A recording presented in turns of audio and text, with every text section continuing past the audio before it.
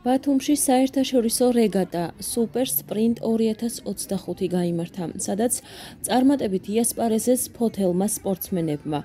გია გაბედავა ბათუმის Super Sprint-ის გამარჯვებული გახდა. აღსანიშნავია, რომ მან პირველობა არ დაუთმო მსოფლიოს და ევროპის მოქმედ ჩემპიონებს. სხვადასხვა ასაკობრივ კატეგორიაში მონაწილეობდნენ სანდრო ჭოჭუა და საბა მალანია. ოქროს მედალი სანდრო ჭოჭუამ მოიპოვა. ბრინჯაოს მედლის მფლობელი საბა მალანია გახდა.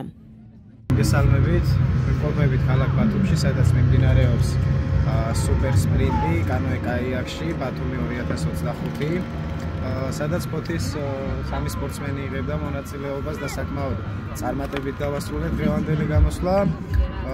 გია გაბედავამ, რა თქმა უნდა, მოიპოვა ოქროს მედალი და გახდა ჩემპიონი. ასევე 18 წლამდე სპორტსმენებში სანდრო ჭოჭუამ ჩემპიონობა მოიპოვა და აიღო ოქროს მედალი. ასევე ასპარეზობდა ამ ასაკში საბა მალანია, რომელმაც მოახერხა და აიღო ბრინჯაოს მედალი. ჯამში ფოთი ბრუნდება ქალაქში სამი მაღალი სინჯის მედლით. მადლობა ყველას გვერდში დგომისთვის და მომავალშიც აუცილებლად ვეცდებით, რომ უფრო უკეთესი და უკეთესი შედეგები მოვიტანოთ ჩვენს ქალაქს.